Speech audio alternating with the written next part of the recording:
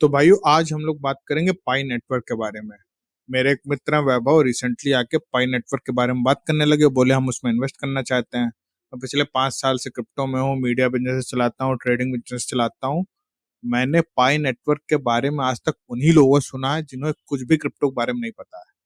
और कभी भी क्रिप्टो वाले जो लोग जिनको असली में क्रिप्टो का पता है, उनसे पाई नेटवर्क के बारे में कभी नहीं सुना।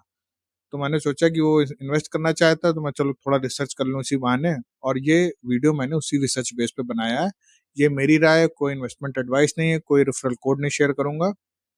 सिर्फ और सिर्फ मेरी राय है। मैंने मैंने क्या पाया पाई नेटवर्क की रिसर्च करके, और मैं क्या सोचता हूँ इसके बारे में। तो अब सबसे पहले ये जानते हैं पाई नेटवर्क क्या है, कैसे काम करता है।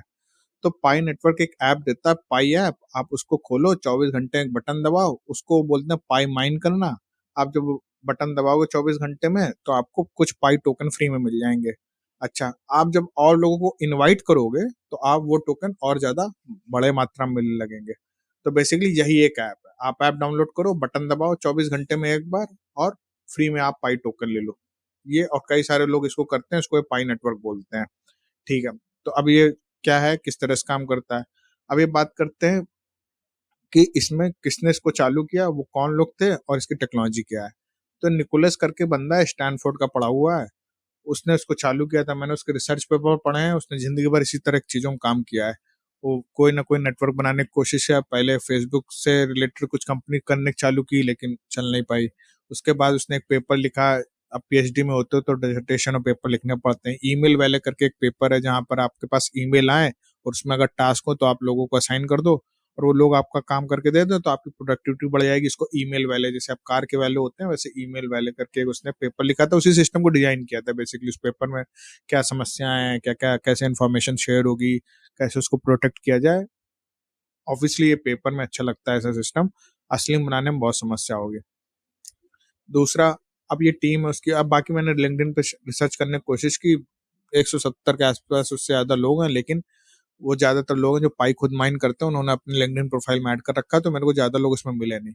अच्छा, उसके बाद इसने एक स्टार एक्स करके एक वो चालू किया है, कम्युनिटी नेटवर्क या एलुमनी नेटवर्क। बेसिकली जो लोग स्टैनफोर्ड के पढ़े हुए हैं, पुराने बड़ी कंपनियां उन्होंने फाउंड की, या बड़ी कंपनी में काम करते हैं बड़ी पोस्ट पे, तो उनका एक नेटवर्क है। ज्यादातर कई लोग ये नेटवर्क ज्वाइन कर लेते हैं, क्योंकि उसमें कई बार ये होता है कि आपको नेटवर्किंग, बिजनेस नेटवर्किंग हो जाती है, हायरिंग से मदद मिल जाती है। तो ये इसके फाउंडर का वो है।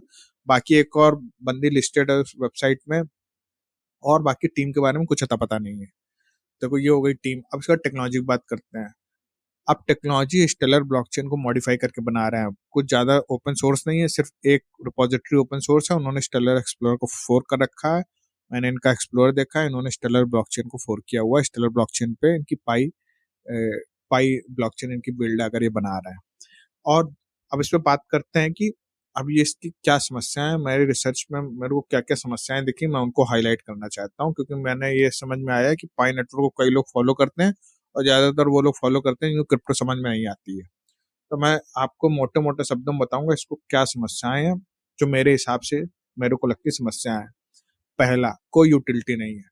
आप उसके ऐप को डाउनलोड करो, 24 घंटे में एक बटन दबाओ, आपको पाई मिल जाएगा। ऐप के अंदर मैसेजिंग है एकदम रद्दी टाइप की। उस पर भी लोग बोलते हैं हमारी केवाईसी वेरीफाई नहीं हुई टाइप में, यही सब बातें हो रही होती हैं।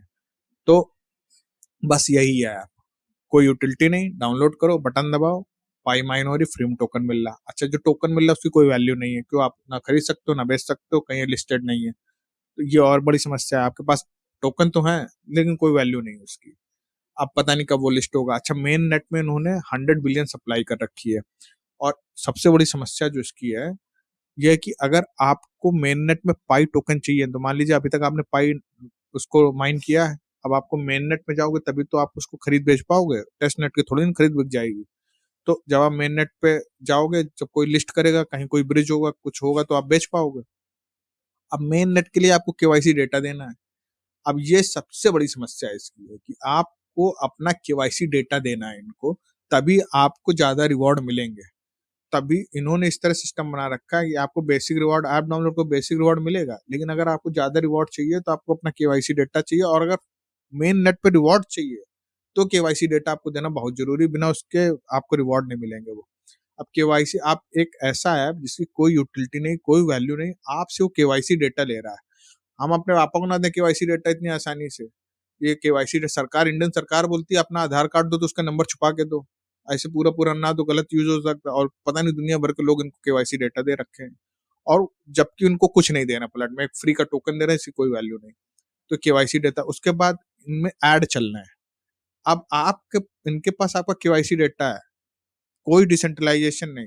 सेंट्रलाइज़ सर्वर में केवाईसी डेटा स्टोर है, वो डेटा वेंडरों के साथ शेयर हो रहा है और आपको ऐड दिखाए जा रहे हैं और उससे रेवेन्यू जनरेट हो रहा है। ऑफ कोर्स आप ऐड को ऑप्ट आउट कर सकते हो, कोई भी कर सकता है, लेकिन ज़्यादातर लोग उसको ऑप्ट इन कर लेंगे। अब वो डेटा तो कम से कम शेयर हो ही रहा है ना, कंपनियों के साथ शेयर हो रहा है, जो ऐड चला रही हैं, एनालिटिक्स कंपनियों के साथ शेयर हो रहा है। अब ये डेटा पता नहीं कहाँ-कहाँ, किन-किन कंपनियों के साथ शेयर हो रहा है, लेकिन ये डेटा आपका शेयर हो रहा है। तो ये सबसे बड़ी समस्या है। आपका एक तो डेटा ले रहे हैं फ्री में, आपको एक टोकन दे रहे हैं, कभी पता नहीं वैल्यू हुई, नहीं हुई, लेकिन आपको एक टोकन दिए दे रहे हैं। टोकन की कुछ नहीं होता है, जब तक कोई उसको खरीद बेच नहीं रहा, उसको कोई वैल्यू नहीं है। समझ लो रेडिट के पॉइंट्स हैं वो, समझ लो आप। तो आपको टोकन मिल रहा है, आप उसको पूरा केवाईसी डेटा दिए दे रहे हैं। आप हमको दे दो केवाईसी डेटा, इसके नीचे आप कमेंट में अपना केवाईसी नाम, पता, पापा का नाम, जन्म तिथि सब लिख देना।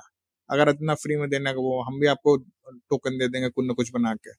तो एक तो ये टोकन दे रहे, केवाईसी डेटा लेना।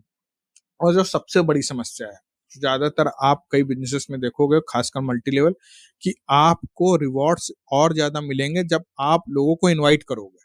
तो इन्होंने क्या कर रखा है कि आप जब लोगों को इनवाइट करोगे, तो आपको रिवॉर्ड मिलेंगे और वो लोग जब और इनवाइट करेंगे, तो उनके भी रिवॉर्ड आपको मिलेंगे। तो ये मल्टी लेवल पिरामिड स्कीम जो होती है ना, एकदम वैसे स्ट्रक्चर है।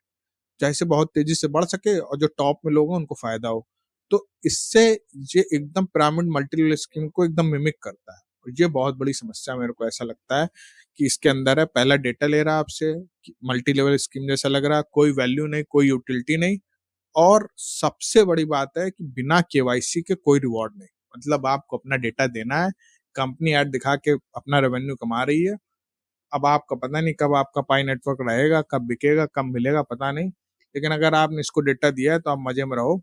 कमेंट में भी हमें बता दो आपका नाम क्या है, पता क्या है, माता-पिता का नाम क्या है, सब कुछ कमेंट में बता दो, हम भी थोड़ा खुश हो जाएँगे, हाँ ठीक है। धन्यवाद। अगर आपको ये वीडियो अच्छा लगा तो इसको लाइक कर दीजिए, चैनल को सब्सक्राइब कर दीजिए, दोस्तों के साथ शेयर कर दीजिए। धन्यवाद।